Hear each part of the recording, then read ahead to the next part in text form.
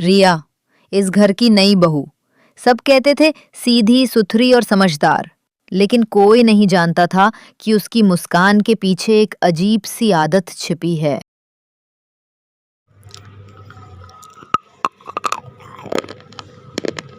देख पारो, बहू फिर कुछ छुपा रही है। हाँ माँ जी, कल भी रसोई में अकेली थी और कुछ मुंह में डाल रही थी। अरे खाना तो सबने खा लिया था, फिर क्या खाती होगी?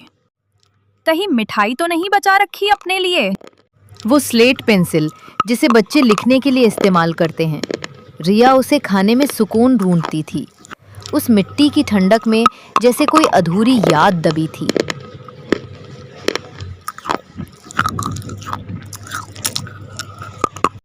अरे ये क्या, सच में तो पेंसिल खा रही है।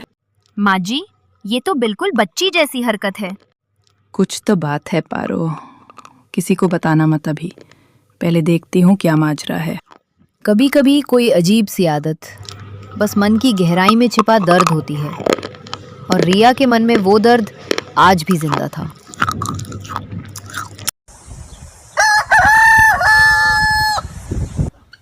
कभी कभी एक छोटी सी आदत एक बड़े सच की खिड़की बन जाती है। रिया को लगा था कोई नहीं जानता, पर दीवारों के भी कान होते हैं। रिया! हड़बड़ी में स्लेट पेंसिल उसके हाथ से गिर जाती है। माँ जी, आप ये क्या कर रही थी तू? मैं कुछ नहीं माँ जी, बस। कुछ नहीं? ये जो जमीन पर गिरा है ये क्या है? पेंसिल खाने के लिए होती है क्या? ये कैसी आदत है रिया? मुझे नहीं पता माँ जी, जब मैं ये खाती हूँ तो बस मन को शांति मिलती है। शांति? अरे ये तो बीमारी लगती है, अगर किसी ने बाहर सुन लिया ना तो लोग क्या कहेंगे।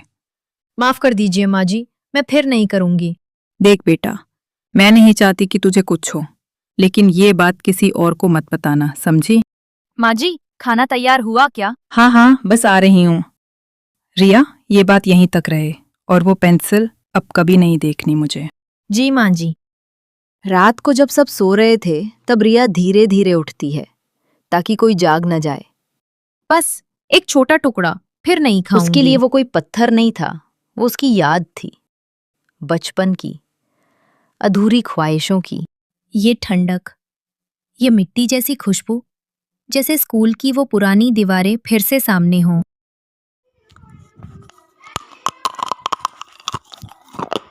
पीछे आरव उसका भतीजा खड़ा था। चाची, इतनी रात को क्या कर रही हो? अरे बेटा, तू जाग गया? आपके हाथ में कुछ सफेद सा था, वो क्या है? अरे वो बस टॉफी है बेटा, मीठी वाली। मुझे भी दो ना चाची। हाँ हाँ, लेकिन ये वाली टॉफी बच्चों के लिए नहीं है। चल, मैं कल तेरे लिए असली टॉफी लाऊंगी, ठीक है? ठीक है चाची, अब आप भी सो जाओ। बच्चे झूठ पहचान नहीं पाते, लेकिन सच्चाई महसूस कर लेते हैं। और उस रात रिया का राज पहली बार किसी और की आंखों में झलक गया। हर घर की सुबह नई होती है, लेकिन आज की सुबह रिया के घर में एक अनकही बेचैनी लेकर आई थी। आरव, परी बेटा, चलो जल्दी नाश्ता कर लो। दादी, हमें आपको कुछ बताना है। क्या हुआ बेटा, इतनी सीरियस आवाज में क्यों बोल रहे हो? कल रात मैंने चाची को देखा। क्या करते देखा? वो कुछ खा रही थी, सफेद सफेद सा कुछ। रात को कुछ खा रही थी? रिया, जरा इधर आओ। रिया रसोई से आती है, चेहरा थोड़ा थका हुआ दिखता है। जी माँ जी। बच्चे कह रहे हैं कि तू रात में कुछ खा रही थी, क्या खा रही थी बहू? अरे वो माँ जी, बस बिस्किट खा रही थी, थोड़ी भूख लगी थी। नहीं चाची, वो बिस्किट नहीं था, वो तो ऐसा था जैसे स्कूल की पेंसिल। हाँ दादी, स्लेट जैसी चीज थी। रिया, बच्चों की बात को हल्के में मत लो, सच बताओ क्या खा रही थी तू? अरे माँ जी, बच्चे हैं, कुछ भी बोल देते हैं, वो तो बस ड्राई फ्रूट्स थे। रिया को लगा कि उसने एक बार फिर अपनी चोरी छिपा ली, पर इस बार शक उसके ही घर की दीवारों में गूंजने लगा था। रिया रसोई में खड़ी थी, चुन्नी से एक छोटा सा स्लेट पेंसिल का टुकड़ा नीचे गिरता है। आदित्य पीछे से कमरे में आता है और उसी आवाज पर उसकी नजर गिरती है। उसकी आंखें चौड़ी हो जाती हैं। रिया, ये क्या है? रिया, अब और झूठ मत बोलना, मुझे सीधे बताओ, तुम ये स्लेट पेंसिल खाती हो? रिया की सास भी आवाज सुनकर अंदर आ जाती है। हाँ आदित्य, मैं खाती हूँ। फिर वही, बहू क्यों खाती है तू ये चीजें? बेटा, ये आदत अच्छी नहीं है, इससे शरीर को नुकसान होता है। मैं समझा नहीं पाई किसी को। बचपन से ये आदत है मेरी। जब मैं छोटी थी ना, मेरे घर में मुझे स्कूल नहीं भेजा जाता था। दूसरे बच्चे स्लेट पर लिखते थे, मैं बस खिड़की से देखकर रोती रहती थी।